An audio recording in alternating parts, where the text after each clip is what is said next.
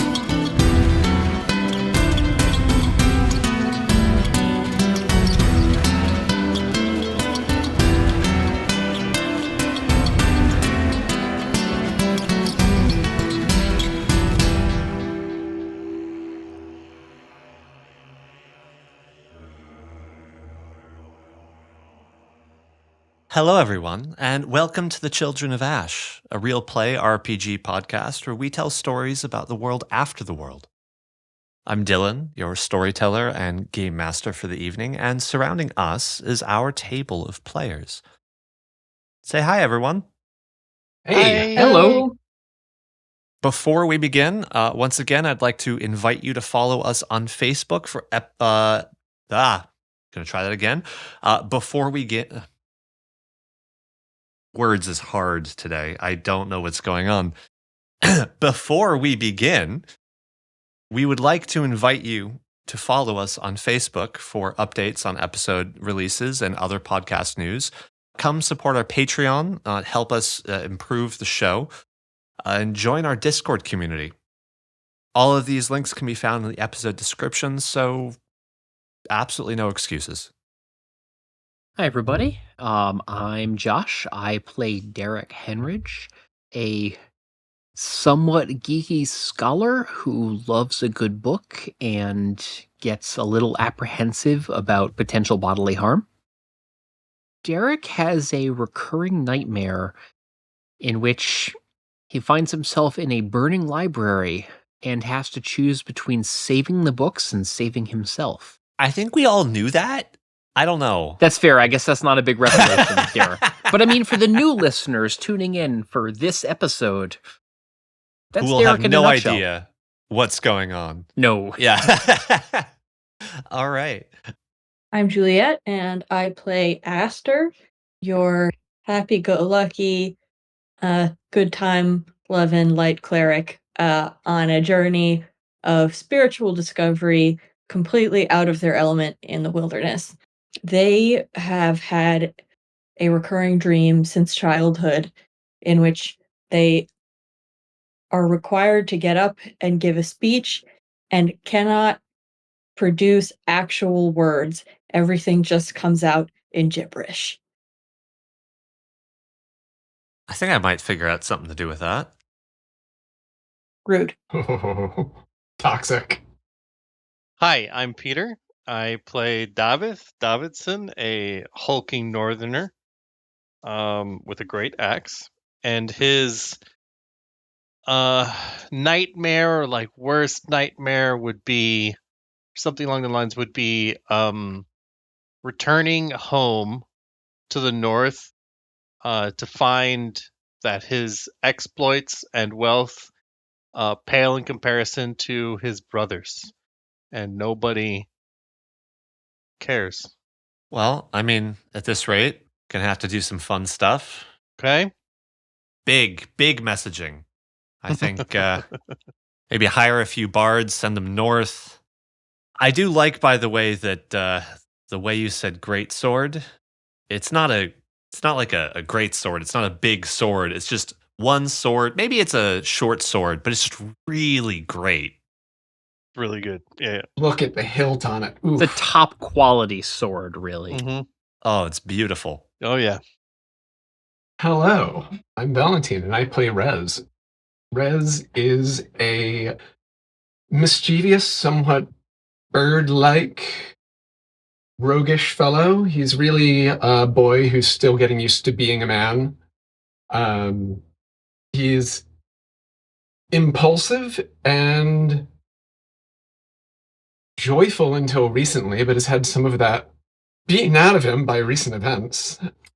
He is cagey talking about his past, in general, and his recurring nightmare is an intrusive one. He'll be having other dreams, and then there will be these tendrils of shadow that's somehow wreathed in a glow, and they're reaching for him, and they resolve into tentacles, but the tentacles are antlers, and the antlers are attached to something that he can never quite...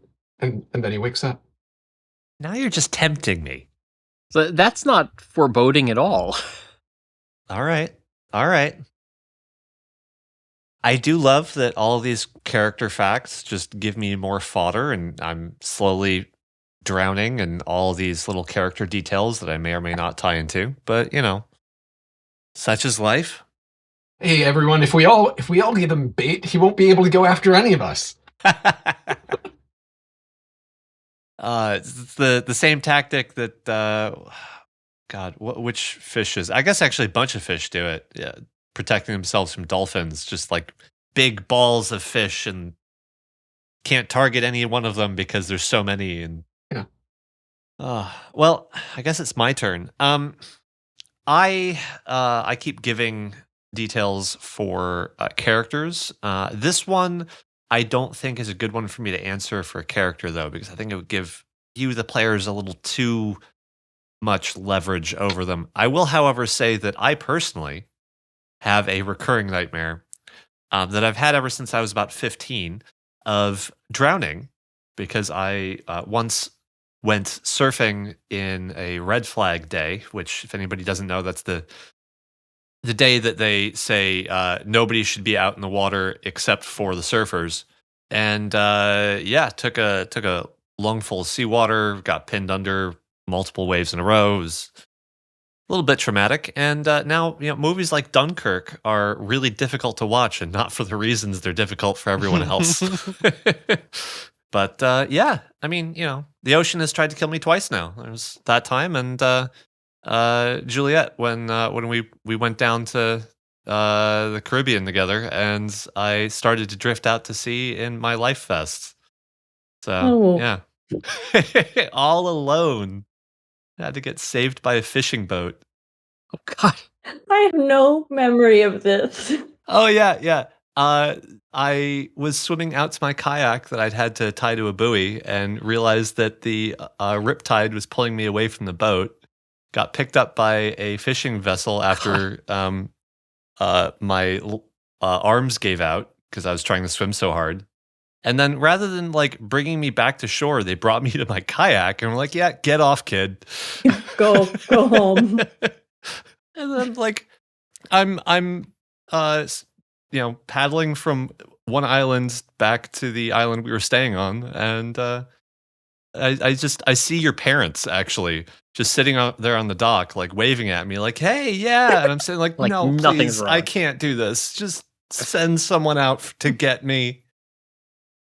My arms want to fall off." Oh, buddy. Ooh. At least you were in a life vest, so. I mean, here's the upside. I now know that I am unkillable, right? I've survived 2 At least by attempts on water. my life. Yeah. I had the same thing, but the thing is, you got to be careful because it can escalate. Because I got shot, and I was like, I am invincible, so I got a motorcycle, and then I got in 2 motorcycle accidents. I remember, But you're still here. Fortunately, I was able to go, okay, hang on, I'm really pushing it here. So I sold the motorcycle.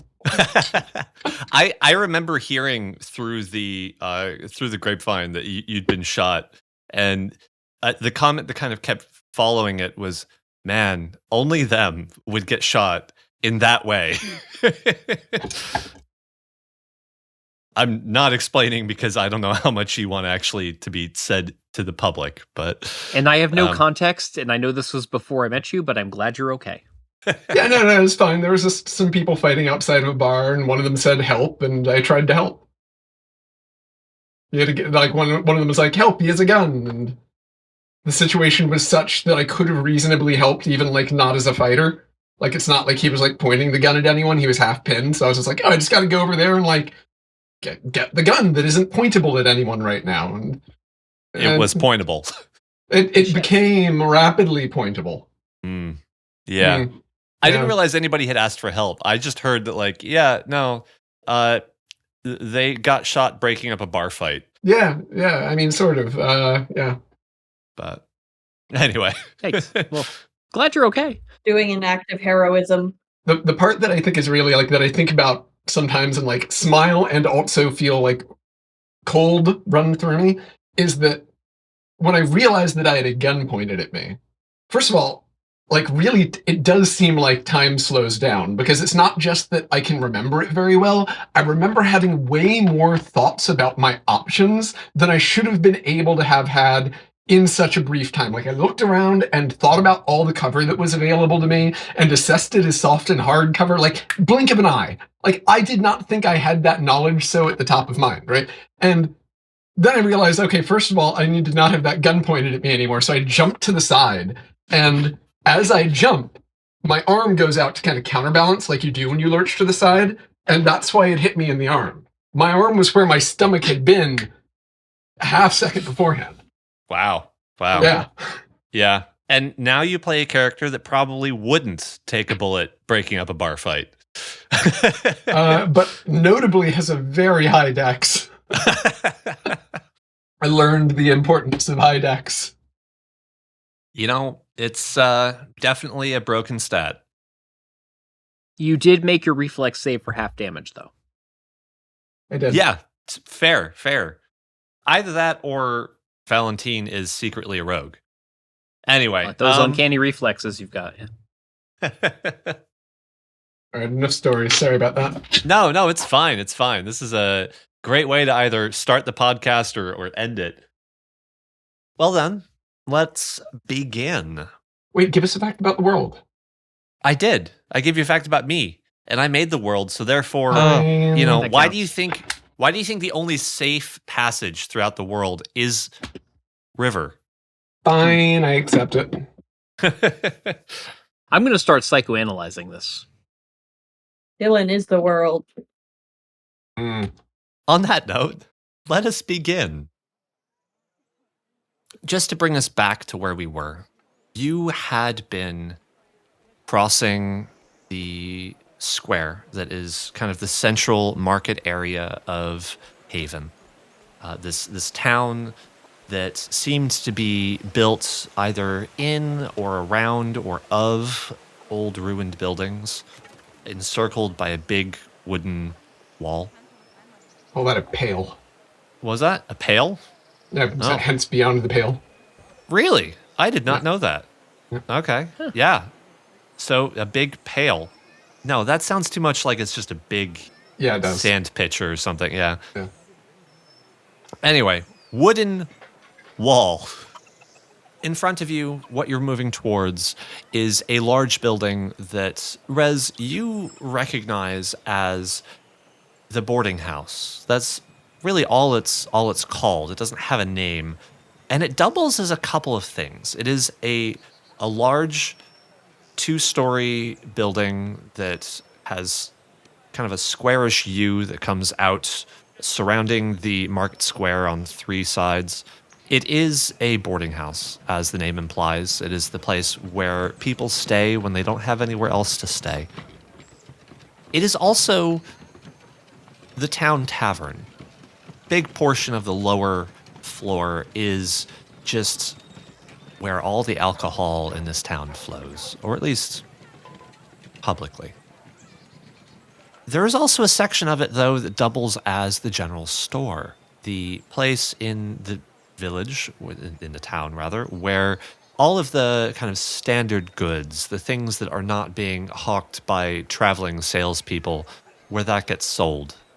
It is the most reliable place to buy anything in the village, in the village, I did it again, in the town, because the market, anything that's good, usually gets bought up very quickly by some of the folks who run the town.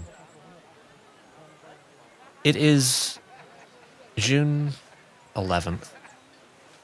It is a warm, almost a little too warm, early summer's day.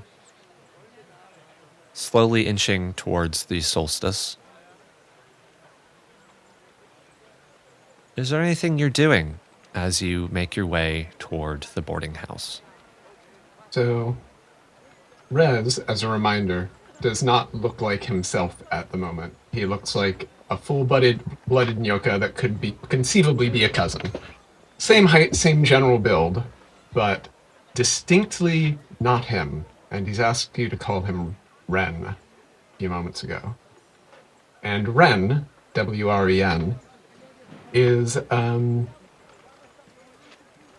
taking in the sights of this place that he knows so well, but has not seen in some years. He hasn't spent significant time here in almost 7 years, and has only really been back at all for a week or so, a couple of years ago. So this is a bit of a homecoming for him. And you can probably, if you were to look, notice an eagerness to his step, but an apprehension as well. He's striding for that big building. Clearly knows where he's going. What are the rest of you doing? Darrick is trying his best to put on a brave face and following Rez because he looks like he knows what he's doing and where he's going. But he has one hand inside of his pocket, nervously fidgeting with the coin that Ciro gave him. Master is following Rez as well, and looking as casual as is possible while feeling completely baffled about what is happening. They don't really know why they're there or what everyone is wigging out about. As you cross the square, you should also note that a number of folks are turning around, taking stock of the newcomers. They aren't really spending too much time on you, Rez, or even Darrick. Who they're spending the most time looking at, honestly, is Mr. Pushka and Wayland. Wayland is getting a little uncomfortable, walking very, very close to Mr. Pushka. Where are you going? You mentioned pillars of smoke last time. Yes, I did. What There can I are- see of them? Not much. Where are they coming from? So the boarding house does kind of take up a lot of your view. And most of the village from this angle does kind of it is beyond the boarding house, or it's off around the harbor a bit. There isn't a whole lot over around the harbor, but now it looks like coming from above or beyond the boarding house are 3 pillars of smoke, thick black stuff, just rising up into the air. There isn't really anything you can see. No one seems to be alarmed about it. Do they look like they're coming from chimneys, from furnaces? Are they contained, or are they a big kind of mass? They're contained, but this would be a lot for a chimney. Imagine like a bonfire, but pouring out of a chimney. Like it's got almost the structure of the chimney flow, but more sizable. I turn to Darrick, go, huh, that's weird. What do those look like to you? Does that look like a smelting forge? A blacksmith? I mean, it certainly seems thicker than what I'd see out of a normal chimney. Guess they started refining some of the ore here. It's I've never heard anyone making that kind of noise before, but what else could it be? Perhaps we should investigate. Later. It's not the Yes, first thing on my yes, mind of right course. now. I heard you talk to that guy you were worried about. Everything all right? Yes, I'm sure everything will be just fine. All right. It's your business. I guess it's about time I get to mine. And with that, he kind of shakes off a little bit of the worry, tries to brighten up his face and add some bounce to his step, and heads into the public house. The boarding house, honestly, is not too different from how you remember it. You walk in, and it is these big double doors that you have to pull open. It's a bit of an entrance that you make. Not that anybody really turns to pay too much attention beyond the bartender. But these 2 big doors, you swing them open. Inside is a somewhat raucous affair. There's a pair of barkeeps that are One of them behind the bar, another just wandering around this large, long room lined with long tables and benches. There's a great hearth on the far side of the room. Behind the bar, almost going up over it, is a staircase, and off to the left, there is a bit more of a grander kind of double staircase that goes up to what you know to be the rooms. You stand there for a moment watching. There's a large number of folks in here that are drinking, that are cheering, having a good time, talking, some off, kind of quietly sulking. There is a bard who is playing a violin, or I guess it'd be a fiddle. There's a fiddler off in the center of the room a bit, on a little bit of a makeshift stage, playing music, trying to be happy, but, a few folks are kind of jeering them a bit, and there's a little bit of heckling going on. After standing there for a moment or two, one of the barkeeps, the one that's been wandering around the room, walks up to you. A young man with short-cropped brown hair, barkeep's apron. It's definitely got some stains on it and a rag over his shoulder. Takes the rag off, wipes his hands dry, puts it back, turns to you, hands open. Hi, is there anything I can... Let me stop. You seem new. I don't recognize you. Are you here for a drink, or are you here for a room? We're here for drinks for now, I think. And, one moment, out of character. I do recognize this person, right? This person, you know what? Give me a straight D20 roll. I'm gonna say if it's above a 13, 14. Okay. Yeah, you recognize this person. You've spent enough time. They haven't really changed around the staff all that much. Yeah, of course not. Small town like this. Yeah. Would you have spent plenty of time in this room, or would you have not really been? Okay. Yeah. Not necessarily always welcome, but also not an unpleasant presence. So this is Jonathan. He's been here, frankly, as long as you remember, but not necessarily here. He obviously wasn't working as a 5-year-old in the pub, but about as much of a local as you know. Mm-hmm. I However, give me a moment, because if you know him, let me see if he recognizes you. Do you remember what you rolled on your disguise? I don't think I did roll. It was not a disguise. It was disguise self. Disguise self. Yeah. Okay. Does that have a DC? Let's see. Forgot. I thought you used the disguise kit, but you're right. It was disguise self. To discern that you are disguised, the creature can use its action to inspect your appearance and must succeed on an intelligence investigation check against your spell save DC. My spell save DC is 14, but my question is why he would try to see through something. Nope, definitely. That's completely plausible. Yeah. All right, so I brighten my smile. I say, Jonathan, it's been a couple of years. I met you a couple of years back when I was traveling through last. It's okay if you don't remember me. No, I remember you. Oh God. Could you remind me of your name? I'm sorry. So many people come through here. Ren.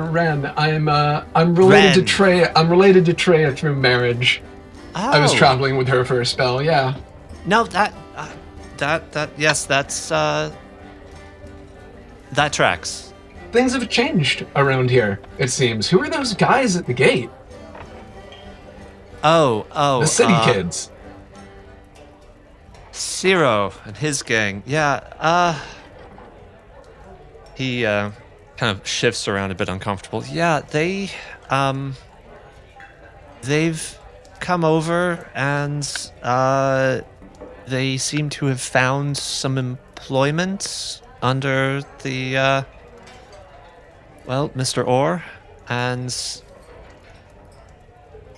let's just say we prefer not seeing them around. But that shouldn't be a problem for you, so long as you pay your debts, should all be fine. Did they come in at Mr. Orr's invitation, or did they find employment under him after they came? They found employment after arriving. But I'm sorry, I'm not very well keyed into It's these okay. things. It's okay. I just place doesn't see a lot of change from my times through. It was surprising to see that. And what's with those fires? Somebody starting a smithy Oh, yes. or smelting? Yes. Mr. Orr has decided that we needed to expand the business prospects of the town. Now we are taking in some of the ore from the Grey Folk up north. We're bringing it downriver, and we are refining it for them. Sometimes doing a little bit more than that, but it's touch and go. That's terrific. I hate carrying ore. Wouldn't know, but yes. I mean, it's a bit sooty for my taste, but it is nice to see some more business. So these are my friends. I introduced them around. We traveled here together. Caught the same ferry. Hi. Reed puts out a hand towards the general lot of you. Jonathan? Say, who might know more about those, Sorry, I'm cutting ahead. Letting the introductions happen.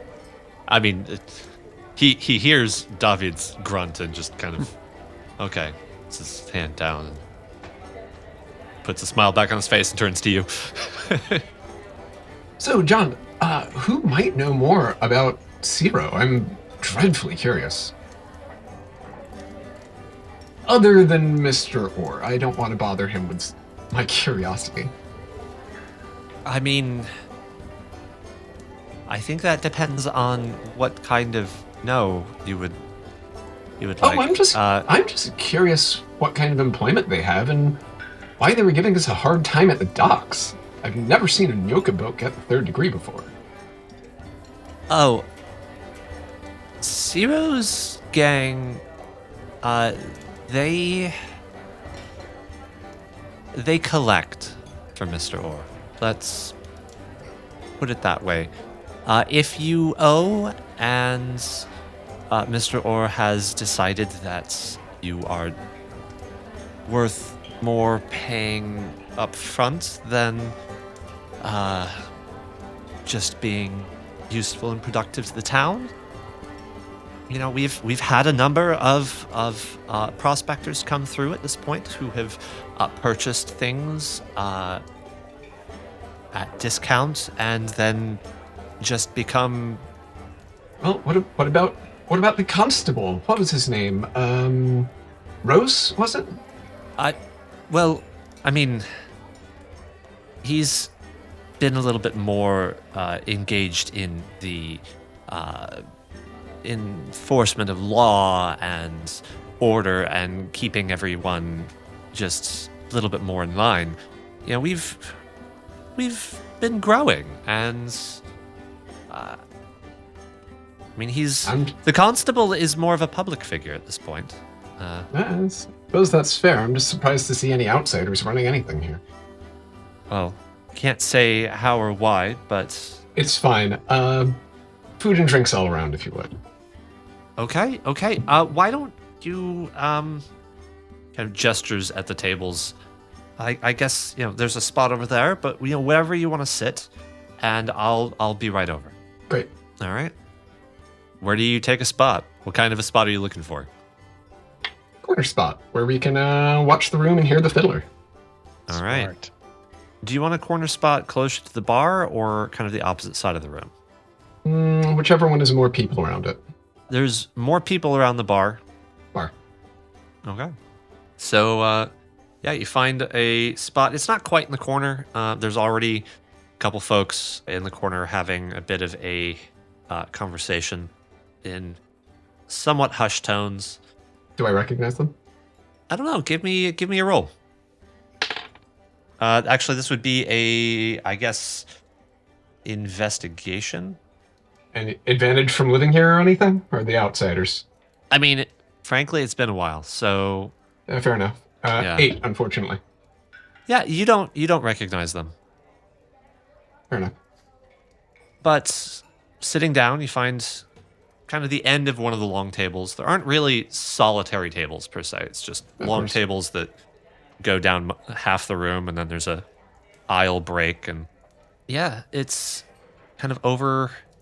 You're closer to the fireplace. There isn't anything burning in it. It's already warm enough out here.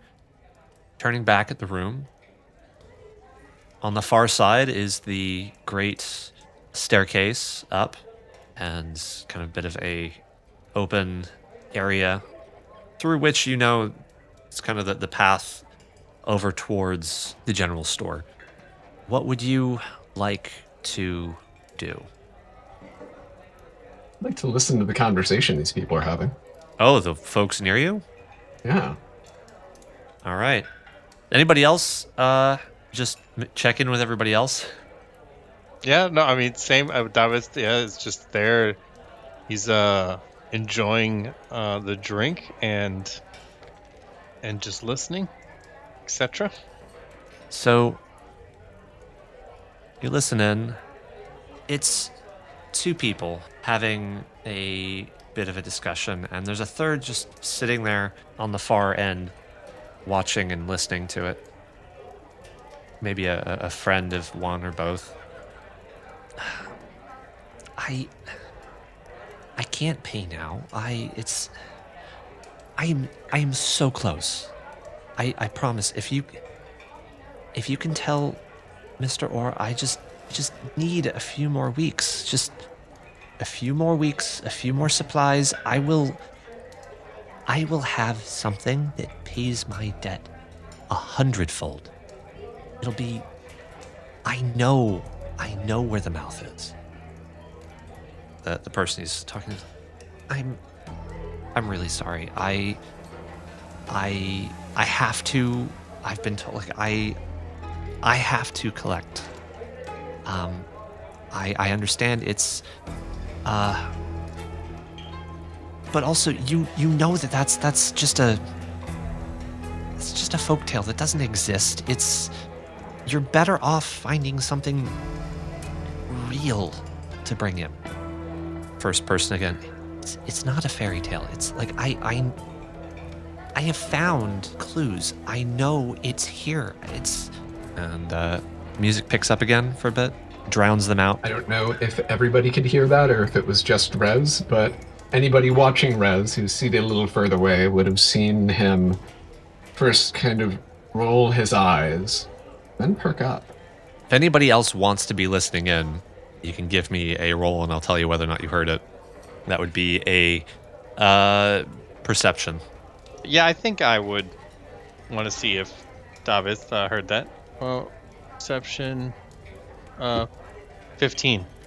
Yeah, I'll say with the 15 you heard that. That was probably fine. Is anybody else trying to figure out what Rez is? Darrick is lost in his own thoughts. Okay. 16 for Aster. David, Aster, you both hear it, and Darrick is thinking his own thing. So Rez loses the thread of the conversation and turns back to Darrick and it's like, you're like next to death. Are you sure you're all right? Just, well, look around kind of nervously, make sure no one's paying attention.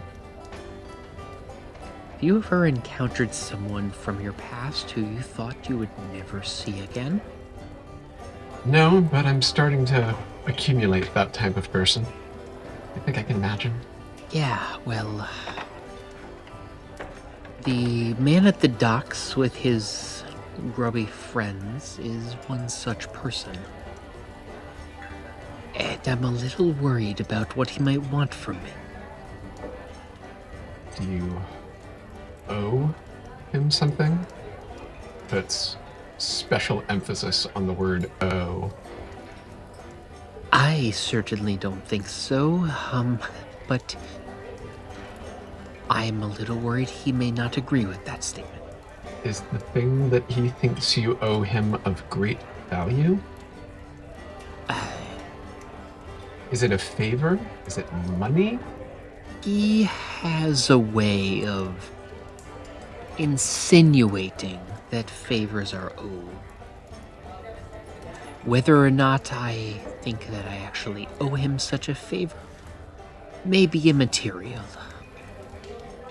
I can see why he would have found a home here then. There's a little bit of exasperation in Rez's voice. Well, look. This is a rough town, but it's not the kind of place where people are beaten to death in back alleys. He's apparently a town official now, which is not great. That means he has power, but if worse came to worse, I know enough people here that I could get you out of trouble. I mean, well, that's certainly a relief. I'd prefer not to use my connections, at least until it's necessary. And I would prefer not to end up in a situation But you're not gonna... we might need such connections. They're not gonna disappear you. So, sleep easy tonight. I know half the people in this room. And they know me, although they don't know it right now. They're not gonna get locked up. You're not gonna get disappeared. You're not gonna get thrown into the river's run. They're not gonna find your bones a week from now. You're making a lot of oddly specific reassurances, and they are not as comforting as maybe you think they are. This place, you're safer here than you were in Arches. That guy notwithstanding. Small towns are small, and you're not gonna get... It's not the kind of place you could just disappear. I suppose I will take your reassurances at face value for the moment. Did I see him give you something? Yes, he gave me this coin.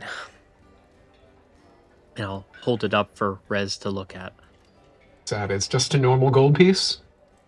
So far as I can tell, yes. But Zero has a way of giving gifts that have certain expectations attached to them.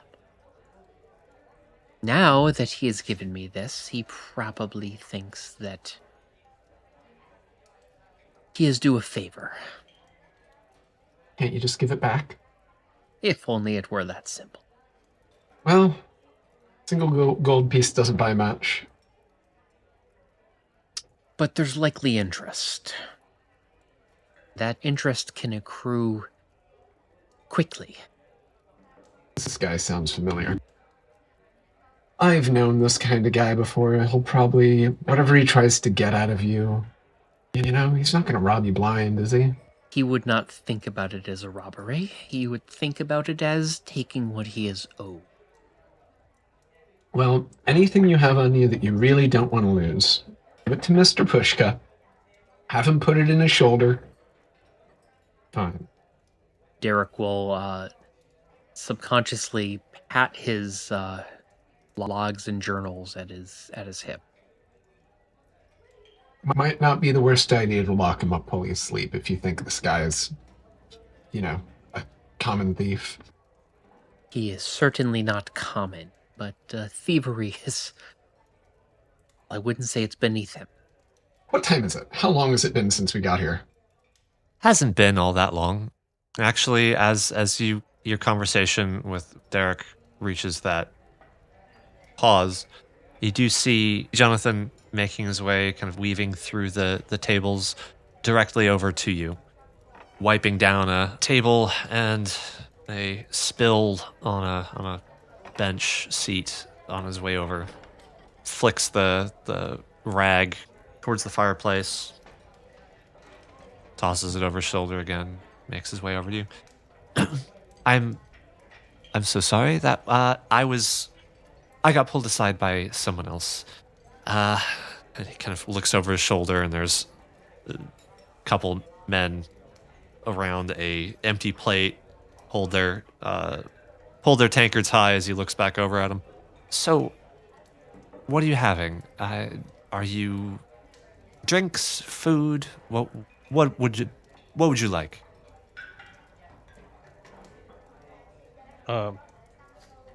David just with a deep food. All right. We can do with some lunch. Well, so today we have a wonderful lamb, blackened in pepper, spread on a bed of rice. We have a rotisserie cooked lamb as well. Just comes with some noodles, piece of bread. Obviously, if you are lacking a little bit more in coin, we have just bread. Got some lamb sausage as well. You can tell there's a bit of a pattern.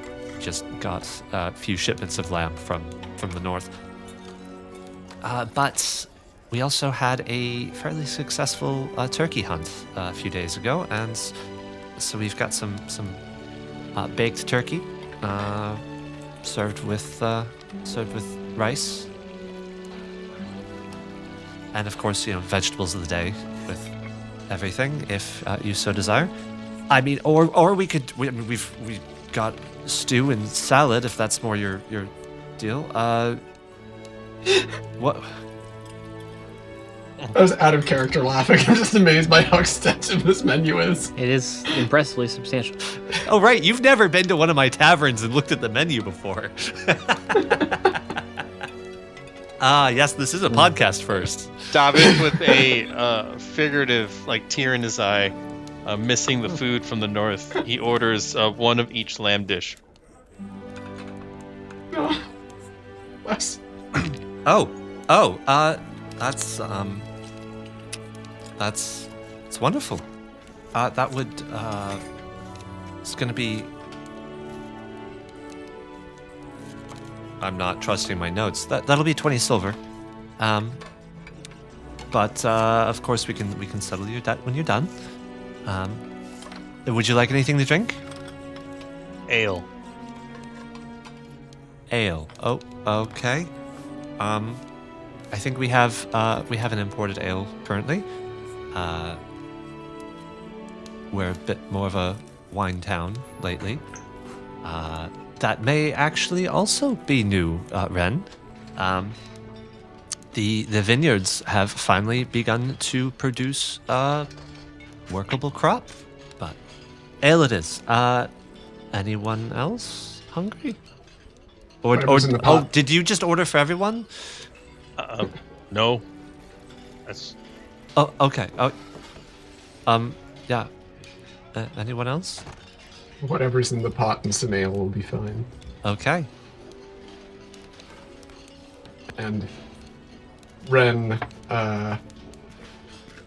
pays up front.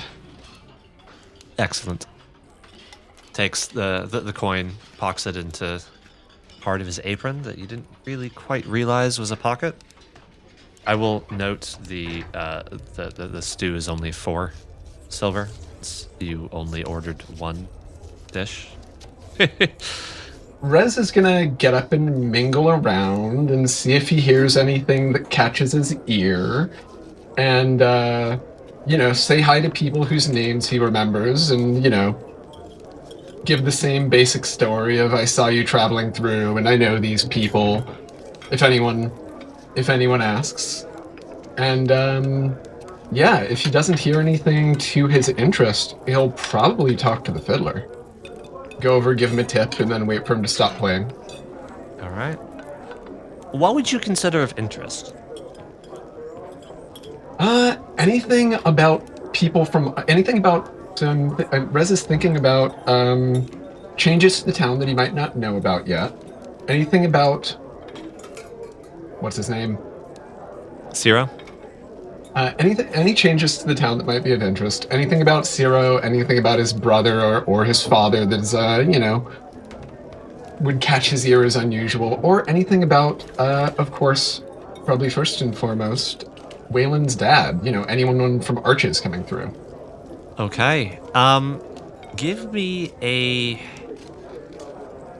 Rather than role-playing you going around and trying to talk to everyone, give me a... Let's see. I'm going to say give me a persuasion check. Because you're kind of trying to convince people to talk to you about certain things or overhear without really getting in the way. Okay. Yeah. Fine with me. Kind of using it as a general people skills thing for here. Yeah. That'd be a 20. Wait, a nat 20 or dirty 20? Dirty 20. Okay. Let's see, with a 20, don't really ask anybody directly about your brother. Mostly because you don't really want to give anything away. You don't want to seem too eager for that particular knowledge. But you do hear his name come up once or twice.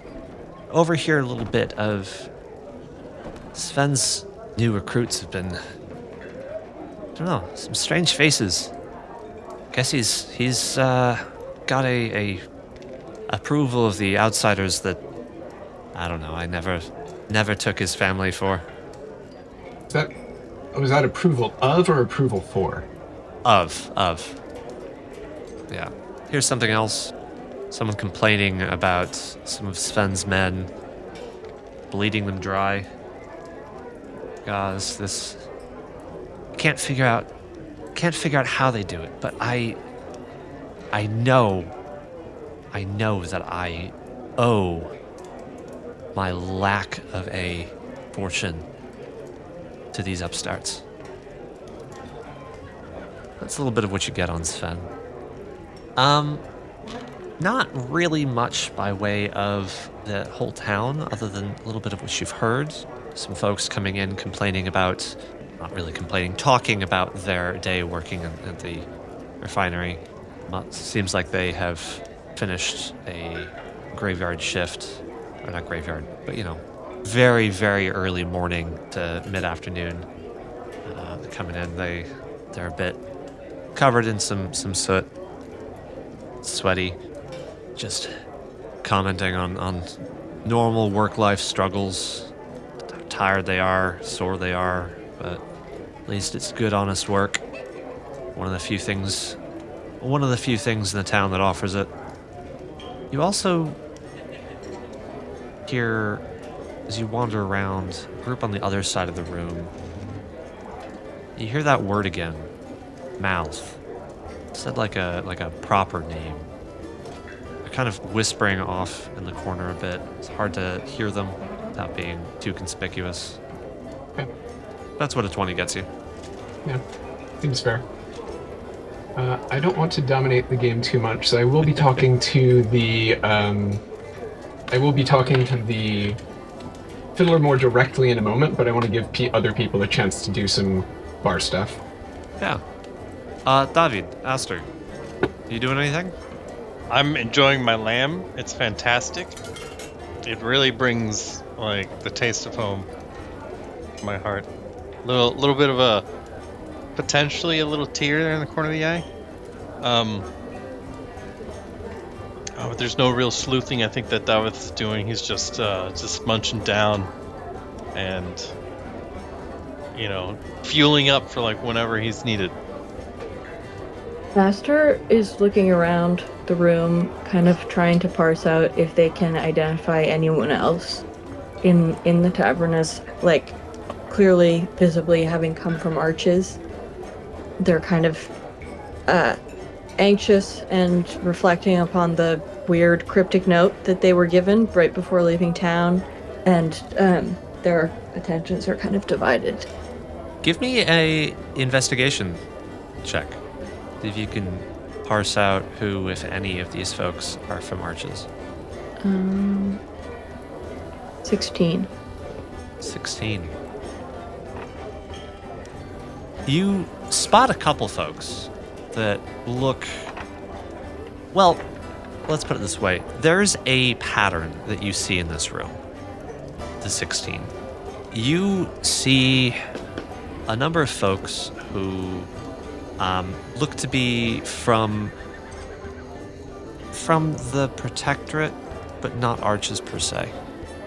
a number of folks who maybe have some of the garb that you have come to associate with some of the southern villages further south, below, outside of the Protectorate.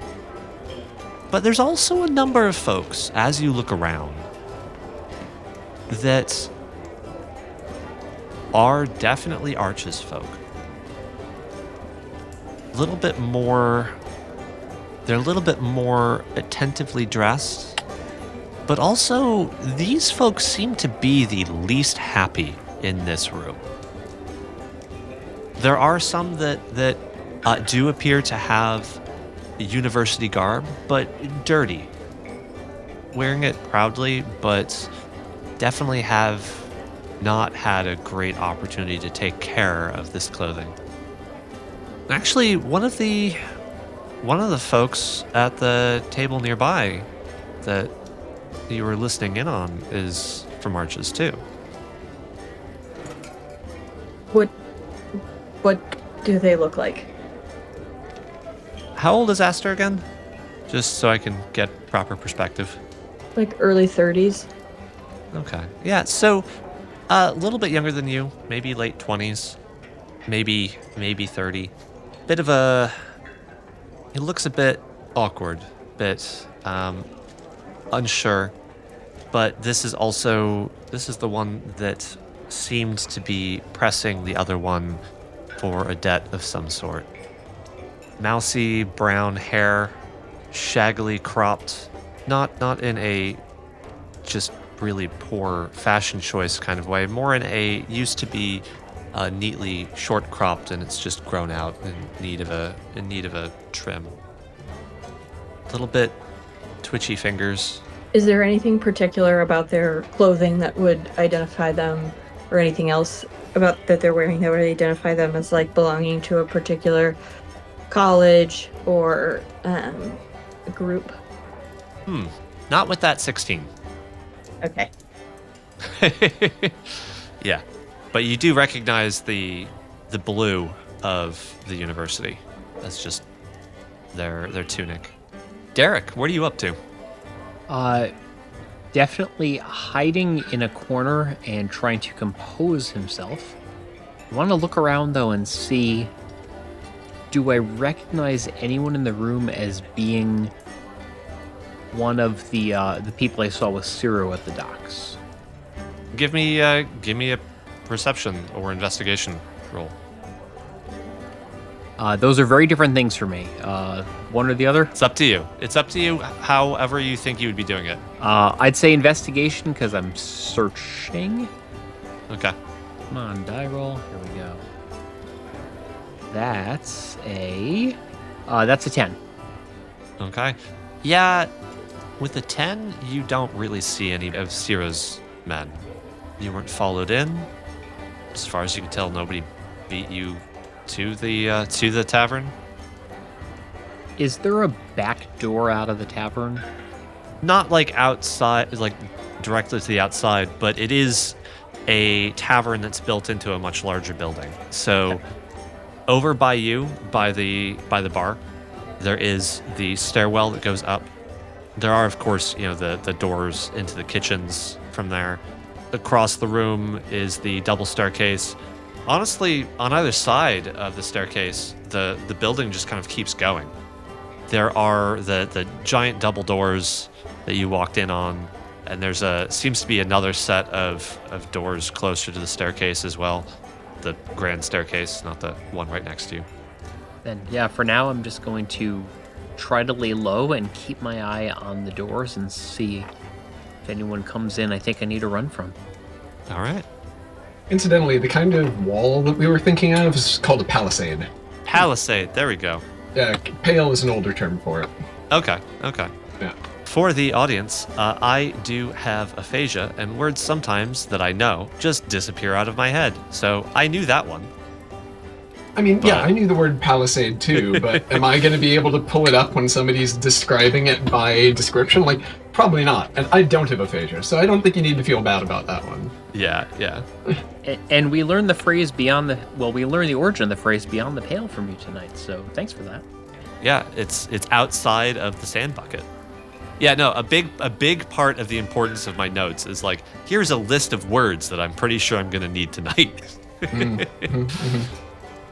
So, Rez, everybody else has done their thing. What are you up to? I'm going to talk to the fiddler, who I assume is in here quite regularly, and throw some money in when he passes the hat, and once he takes a break, hand him a drink, and start, kind of openly asking about people from Arches passing through, and letting him know that we're. Sorry. How much do you toss in? I just say that that we're on a trip looking for the father of one of our party members, one of the people I was traveling with.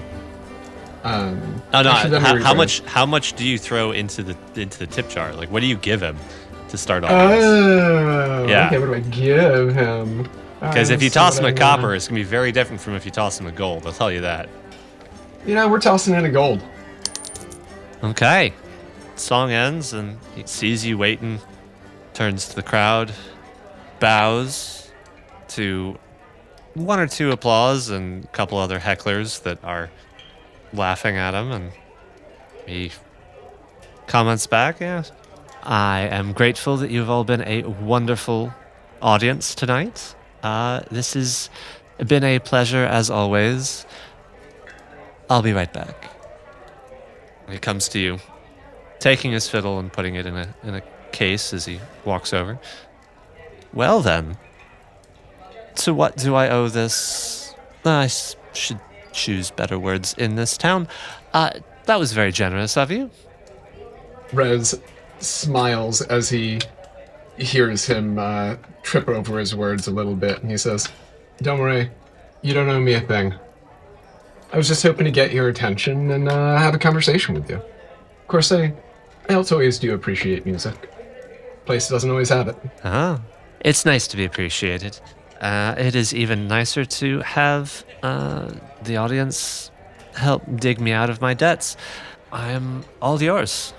Sits down at a empty table right next to the stage. I beckon him over to sit with everyone. Oh, okay. Sure. Picks up his case and... As we're walking over, it's like, I didn't catch your name. That's all right. What is yours? Let's start there. You can call me Ren. Well, Ren. I suppose you can call me Crow. I do have a habit of making friends with crows back where I come from. Maybe that's a good sign. Have you lived here long? Oh, I've been here maybe a year. Not very long. No wonder I don't recognize you. I haven't been back in about that long. Now, come, meet my friends. Everybody? David, Darrick, Aster, Wayland. This is Crow. He's our bard for the evening. He spreads his hands in a very theatrical bow. It's wonderful to meet you all. You can consider the gift I gave you as being from all of us. I was hoping to talk to you about, what you've seen while you've been playing here. Somebody like you're in here every night. And we're looking for somebody. We're looking for this young man's father. He came through here, how long ago was it, Wayland? Oh, wow, right. I'm waiting for Jesse to speak up. It's been about a year. Maybe a little bit more. No, it's almost exactly a year since we last heard from him. That is not a kid's voice. I'm going back into the bartender's voice. Yeah, no, it's been a little over a year. And when did all these people from does Rez recognize that a lot of these people look like they're maybe from Arches? Yes, I will also say though that that's not that unusual. Oh, really? One of the things that makes Haven prosperous at all is that a number of folks from Arches do come prospecting, as it were. Okay, so he's a bit of a well-to-do gentleman. He's on the older side, I think. Name was Thrupp. Bazel. What was Bazel Thrupp. Do you remember that name? You know what? I was going to roll for him to see if he knows. I'm going to instead ask one of you to roll to see what he knows. Wayland, why don't you roll? Oh, go fuck yourself. I was calling you in reverse. Who isn't rolled tonight? Somebody roll. Yeah. 15. All right. Oh, let's see. Bazel Thrupp. Well, I suppose I arrived sometime in the spring, and there was, not long after I showed up, there was a man, suppose of that. I think I recognize that name. Someone came through, had fairly sizable purse. Just came through and seemed to, as they do, headed to the general store, collected a number of things, already seems to have a sizable array of tools with him, and disappeared out into the wilderness. I don't know. I don't know what happened. I just remember someone with a little bit more money than is normal with the prospectors. Sure. And people from Arches, they pause. Rez would know this. They generally prospect to the north, right? Or do they go out into the woods? A bit of both. It depends on how brave they are. Some of them are just prospecting the ruins. Some of them are prospecting further. Okay. So Rez says, he was... Do you know if he went upriver or out into the wilds? Oh. Did he have a crew? He hired a few folks. That was part of where all the money was being thrown around. I don't recall them chartering a boat. Did they disappear too, his crew? No, you would have to ask them. Them? The lodge. Whenever you come into town hiring a guide, of course you're always going to go to the Hunter's Lodge.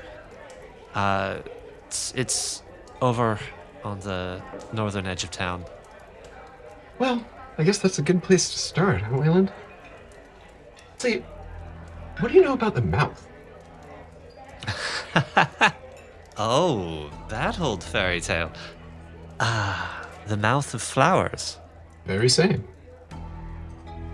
So, and he adjusts his chair and puts on a little bit of an air. They say the mouth of flowers is one of the most powerful artifacts ever to have been made by the old world. It is a mask, or a headpiece, or a hat, or maybe just a flute. It's, depending on who you ask, it's a little bit of a changing story. But the person who wears it, or plays it, or sometimes just has it, are granted all of the knowledge of the ancients. They have power to speak to the spirits, wilds. They are granted... No, that's not quite right. It doesn't grant riches. It grants the ability to gather riches for yourself. It is, you might say, the greatest prize of a prospector. And the most elusive. Is this something that Rez would have heard about before? How common is this fairy tale? I don't know. It depends on a few things, on how much Rez would have been paying attention to exactly what the prospectors were looking for, what stories you would have been listening to, but also Lots of stories, especially with the Nyoka. Lots of time spent skulking around in this very bar, kind of listening to people, hoping for little tidbits of titillating knowledge that, as a child he wouldn't have known what to do with, but would have found very exciting because they were secret. give me a Arcana roll. That'd be an 18. Okay, with an 18, you've heard a few things. This isn't something that seems to really predate you. This is a story that kind of began to emerge maybe in your early teenage years. Some folks came out of the ruins with a few papers, sketchbooks, notes, just torn little bits that seemed to reference a similar thing. It's pieced together. People have been looking for it for forever. There's also questions about whether or not it even really exists, frankly. As far as you know, nobody has seen any pictures of it, any sketches of it. There are no full descriptions of it even. But it is definitely something that, when the story first came out, it had a lot of people talking. So the ruins being the ruins of the uninhabited portion of Arches. Yes. Not Arches, Haven. Yeah, Haven, sorry, yeah. So the ruins being the uninhabited portion of Haven. Yeah. For everybody else, just because I think having come in a little bit, this might be clear from my description, might not be, but your characters may have pieced this together. This is a town that's built on the ruins of another town. A lot of the buildings that you observed that people were living in were a strange kind of combination of old, falling apart, decrepit pieces that were filled in with new construction. Seems to be kind of the running commonality of most of the buildings in use. And of course, there was the entire stretch of unused ruins of varying levels of destruction outside of the Palisades that you passed as the boat moved upriver to the harbor. Outside of the Palisades, but inside of the wall. Yes, exactly. The Palisades do not match with the larger wall, or with the arcane wall. All right. By the way, everybody else is able to pitch into the conversation. I kind of look to Darrick and to Wayland when I hear this thing about an artifact of unimaginable power. Something. How about we call it the Jewel of the Run or something like that, as a stand-in for the Holy Grail. Something that is the proverbial Jewel of the Run.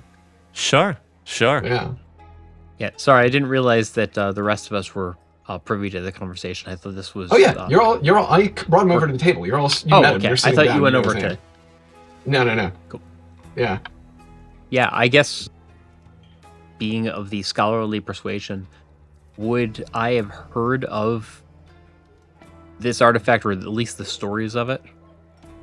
Give me an Arcana roll with disadvantage, since it is coming out of this town. I'll take that as a no. Oh. No, you- Disadvantage. Yeah. Holy shit! Oh my. Wow. Yeah, A 1 and a natural 1 and a natural 20. that has never happened to me before. I think that means you get to roll again. No, it doesn't. No. I think they cancel each other out. Well, that was amusing. Yeah. With a natural 1, you have never heard of this. This is completely new to you. But I'm definitely taking notes on it.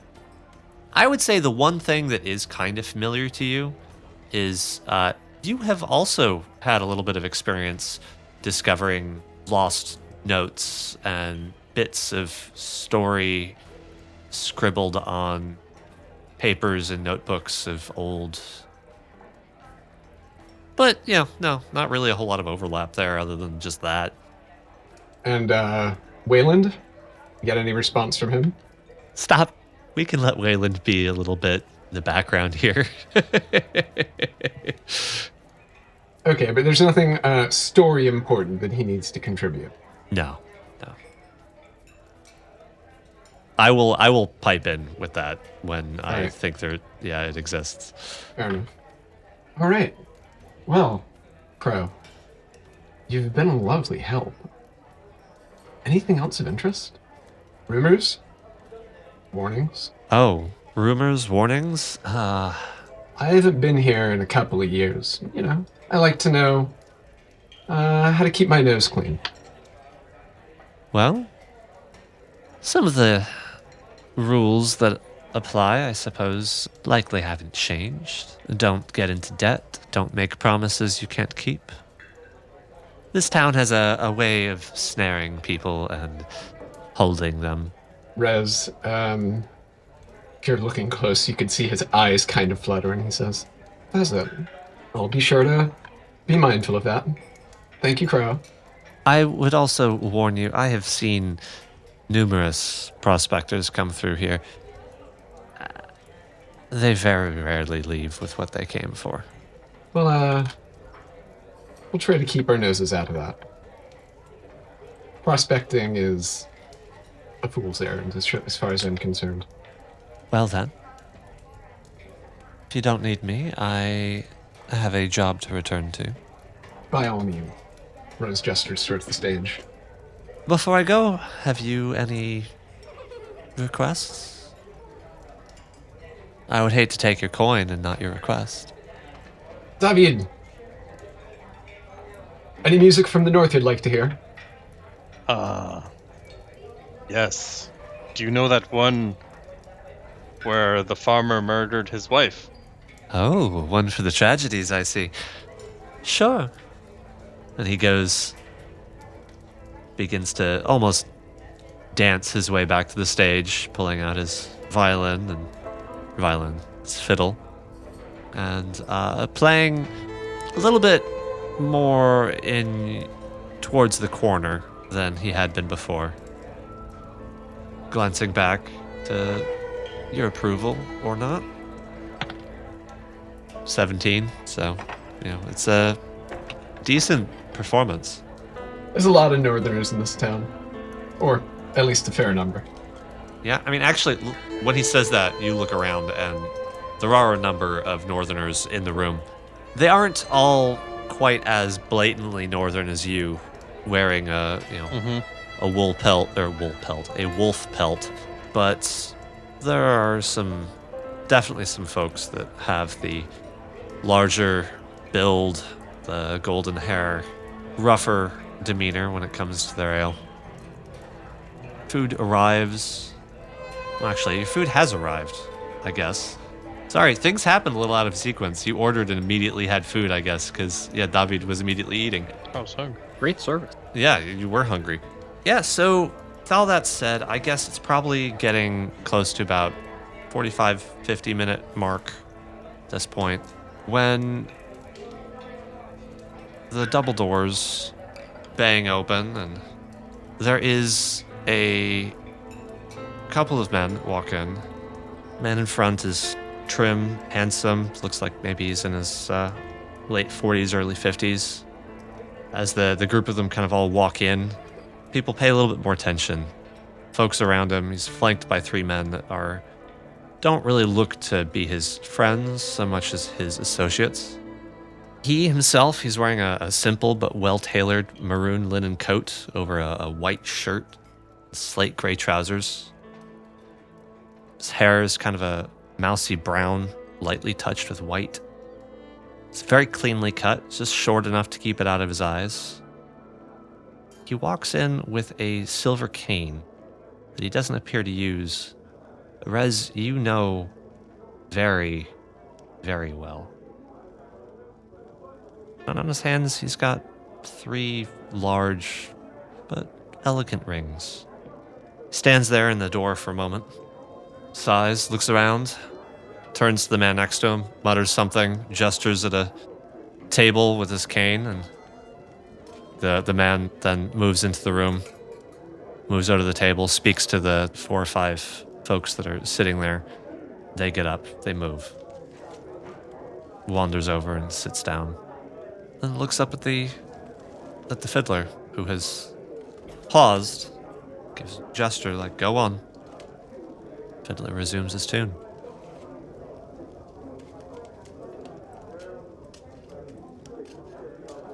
The table next to you, the conversation has dwindled down.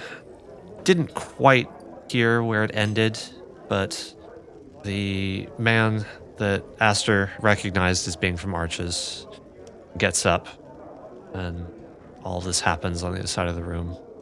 Wanders over to the man who's just wandered in. Doesn't sit down on the table, but says something you can't quite hear over the din and the music, and tentatively puts a pouch of something on the table. One of the man's associates opens it, looks inside, looks a little displeased, says something back. There's a bit of a conversation, and is not very happy. Finally gestures the man off. The man who had been sitting next to you, or at the table next to you, begins to walk out the door. Alone? Alone. Takes a moment in the light of the doorway. Darrick, you recognize him in that moment. You hadn't really looked at all. This is not anyone you expected to see out here. This is a young man that you thought you had left safely back in Arches. This would be Caleb. Well, crap.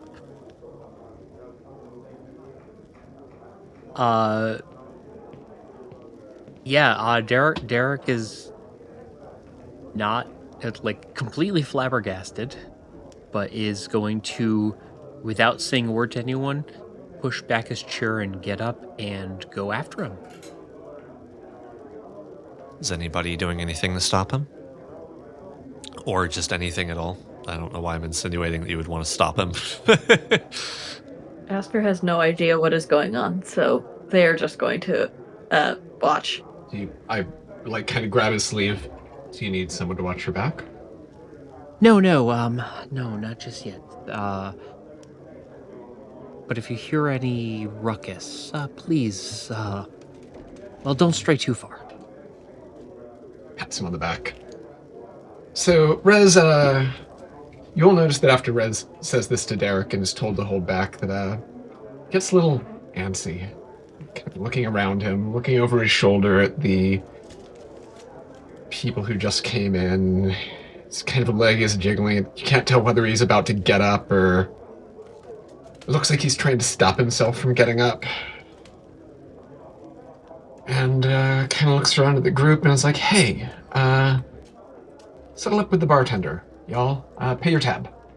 It's, might have to get out of here. We don't want to leave with an open tab. That would be bad. Darrick, you got up and wandered out. Followed Caleb, right? Yes. As you make your way over to the doorway, it's significantly darker in this tavern, of course, than out in the summer sun. Takes you a moment for your eyes to adjust, to see what's going on. And as they adjust, you can see Caleb disappearing, turning the corner around the edge of the boarding house, the far side. Are you chasing after him to catch up with him, to follow him, to... Yeah, I'd say chasing to catch up with him. Okay. Definitely rattled by seeing him here. I'm not really leaving much room for caution at the moment. As you turn the corner to follow him, to see him right before you are able to do anything, you see him in conversation with Ciro. What I was afraid of. Ciro doesn't seem happy. Doesn't seem happy with Caleb? Not happy with Caleb, no.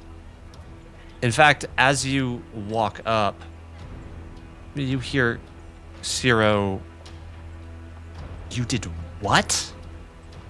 And then he looks up. He sees you walking down behind Caleb.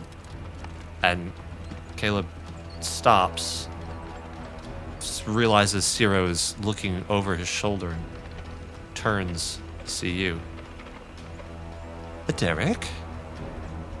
Oh, what in the What? hells is going on here? What are you doing here? I could ask the same thing of you. I haven't seen you in ages. Yes, it's been quite a few years. I'm here on on business. And you? And I'll look to both him and Ciro. I'm here. Ciro butts in. He is also here on business. I told you I would see you again.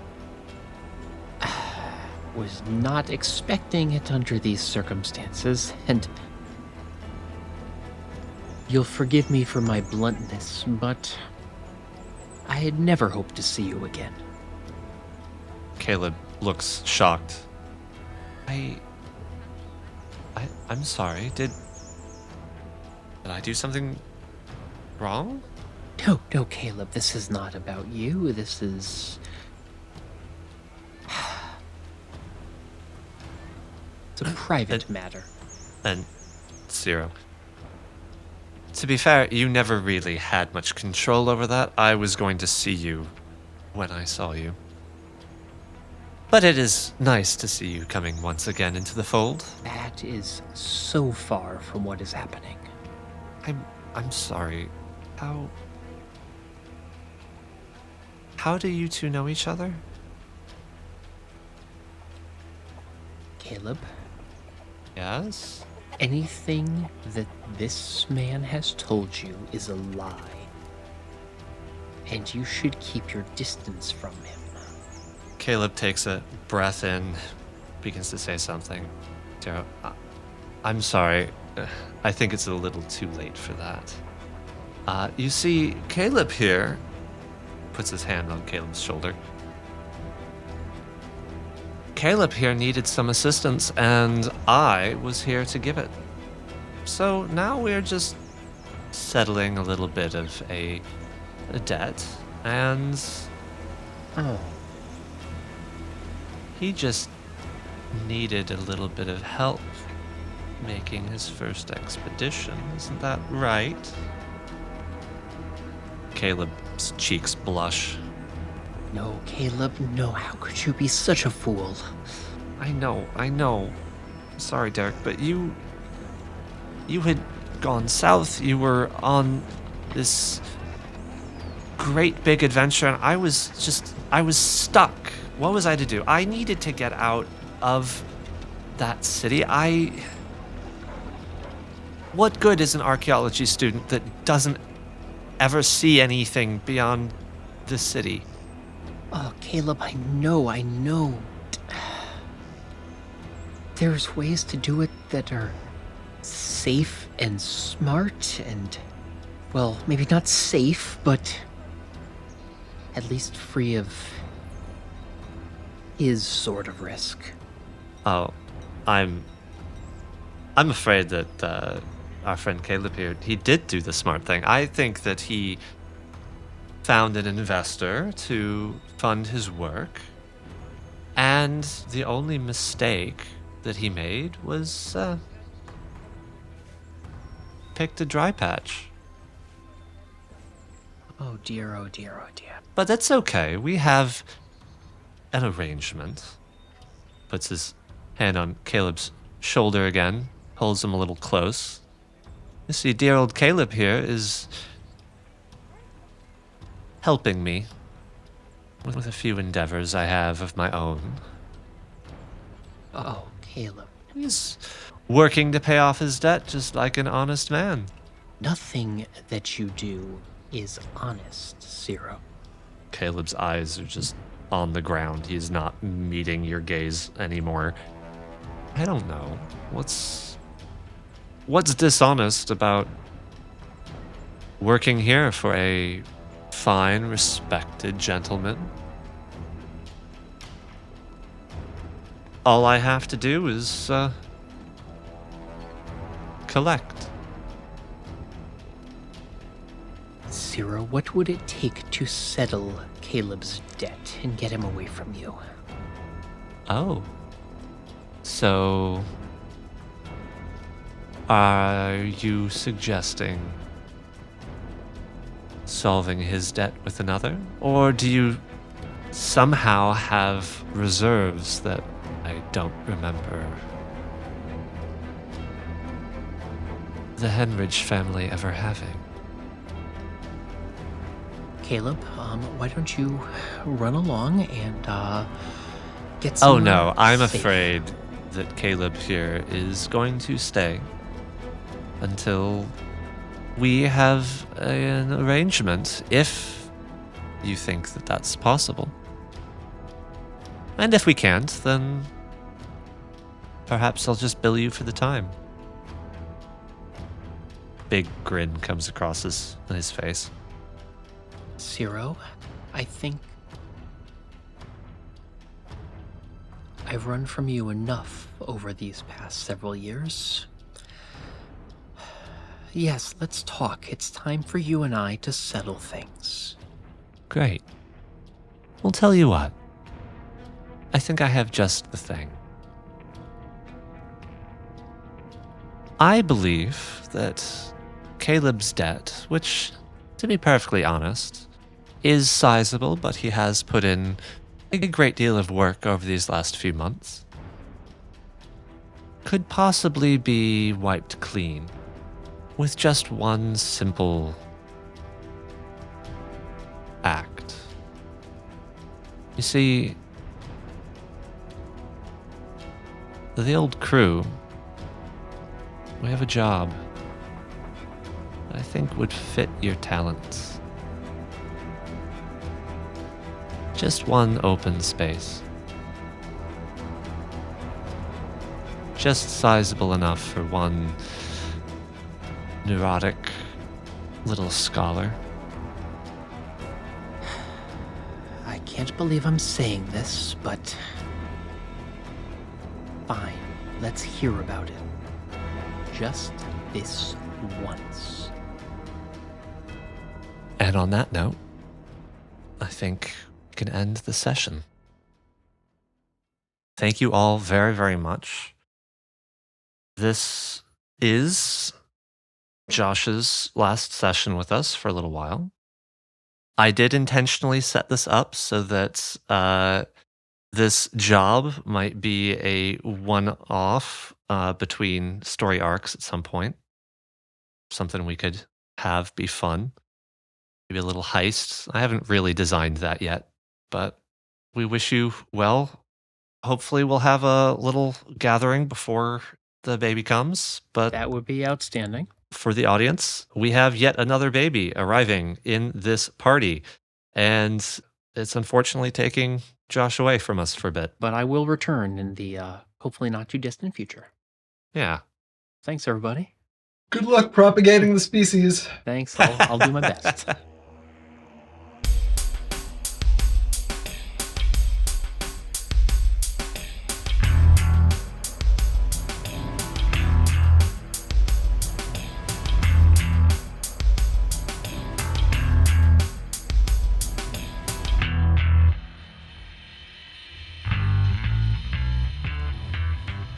The Children of Ash is Josh as Darrick Henridge, Peter as David Davidson, Valentine as Rez Orr, Juliet as Astra Morestes, and myself, Dylan, as your storyteller.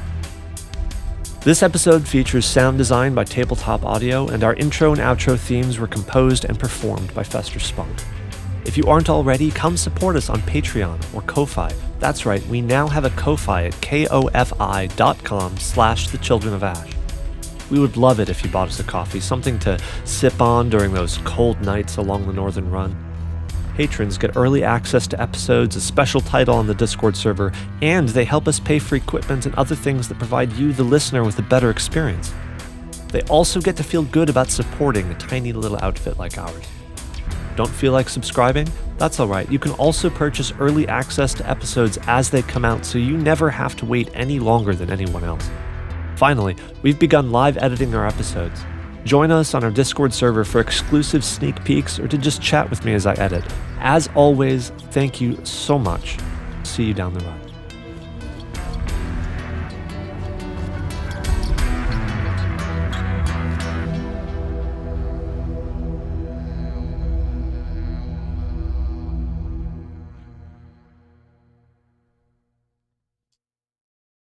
He is also here on... No, that is the wrong voice. That is the fiddler. Yeah. I guess if I'm gonna do Jesse's voice, I gotta go low for the kid, right? Yeah. And how does that make you feel? Sometimes a river is just a river. I don't know why I went suddenly Mexican-ish with that. Wow. Yeah, that's pretty like, sure Sigmund Freud's from Austria. Yeah, in my head, I was like, okay, Germany, Austria, got to go with something in that region. And I ended up wrong side of the world. It's okay. This is why I don't do accents, everyone. I still have a strong memory of when I was probably 10, trying to tell my parents a joke where I was trying to do an Irish accent, and I was doing this out in our yard, and I got chastised for doing a bad Jamaican accent when our Jamaican neighbor was in the yard. And it's like, wow. Not my intention whatsoever. Just can't do accents.